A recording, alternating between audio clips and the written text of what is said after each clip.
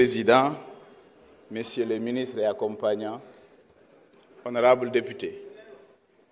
Monsieur le ministre, j'aimerais emprunter une citation de Saint-Exupéry. Dans un combat, le sens l'emporte plus sur la finalité. Et je m'adresse à des hommes de procédure. Vous êtes d'accord avec moi que quelqu'un peut avoir la vérité dans un procès et par la procédure qu'il perde en procès. C'est pour revenir sur la forme. Ce qui s'est passé sur ce projet de loi est un précédent dangereux. Pour rester dans l'équilibre des forces, nous avons besoin que nos institutions se traitent à égale dignité. Ce qui n'est pas le cas avec le président de la République actuellement élu. C'est dommage. Oui, il a la possibilité. Oui, il peut dissoudre. Le président Abdoulaye Wade élu a dissous des institutions, en a remis d'autres. Le président Macky Sall élu a dissous des institutions, en a remis d'autres. On pourrait les comprendre parce qu'ils partagent ce fameux système. Pour quelqu'un qui nous a vendu la rupture, je m'attendrais à mieux et plus. Il a fait pire. Il a dissous des institutions qui ont été votées au référendum. Et le problème que nous devons tous nous poser, c'est la durabilité de nos institutions, qui sont au gré, aux humeurs de nos présidents.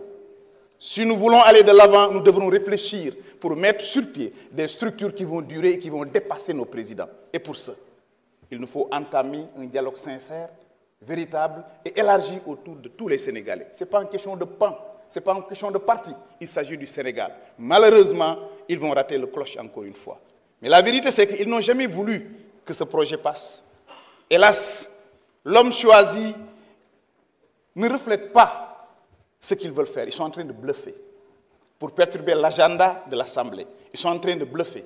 Ils n'ont ni les moyens politiques. Ils savent nettement que pour que cette loi passe, il leur faut une majorité. Ils ne l'ont pas.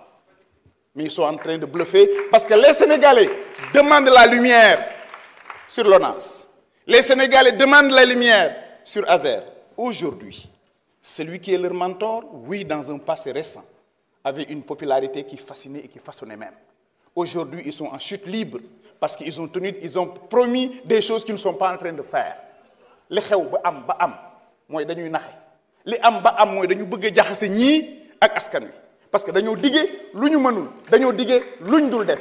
Monsieur le ministre jamono jii ma lay wax ñetti charter agsi nañ yépp ci ay doomu Sénégal di leen delloosi. J'aurais même appris que sunu état dafa signé pour que ñu delloosi sunu ay doom.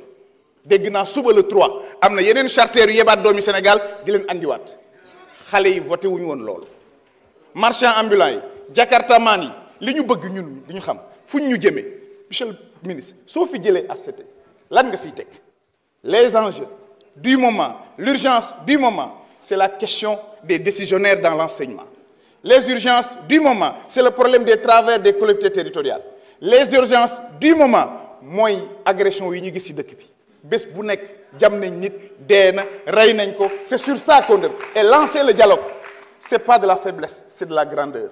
Mais c'est trop demander à quelqu'un qui n'a pas d'élégance d'être correct à l'endroit de ses semblables. Malheureusement, on ne gouverne que par la manière par laquelle on est venu au pouvoir. Forcé, saga, khasté. Vous avez changé de camp, chers collègues. Ayez de la grandeur et ne soyez pas blasés. Vous êtes aujourd'hui ceux qui dirigent ce pays. Donnez le Sénégal sa place qu'il a toujours occupée. Partout dans le monde, quand on passe, le Sénégal est respecté. Parce que dans la diplomatie, de tout le temps, en tout lieu, depuis que Senghor est là, Abdou Diouf, Abdoulaye Wade, Macky Sall, la diplomatie n'est pas l'affaire d'un premier ministre. Si puissant soit-il. C'est l'affaire du président de la République. Ce qui se passe dans ce pays, c'est un ombrigo.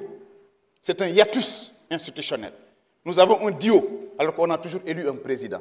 S'ils veulent changer, qu'ils aient le courage. C'est ça le courage. Que Bassirou Diomaye Faye démissionne et laisse Ousmane Sonko devenir président. Tout le problème que nous avons aujourd'hui, c'est parce que Ousmane Sonko a peur de se mettre là où vous êtes aujourd'hui. Vous y êtes parce que vous n'avez rien à vous reprocher. Lui-ci, il est aussi léger, aussi affabilateur.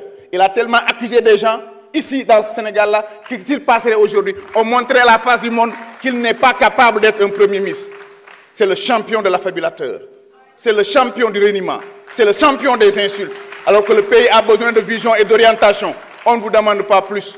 Proposez-nous mieux que le Conseil économique et social, environnemental et ACT. Oui, nous le voterons. Mais n'oubliez pas les fonds politiques, n'oubliez pas les fonds communs. C'est du bluff et nous ne sommes pas partants, on va voter contre. Merci.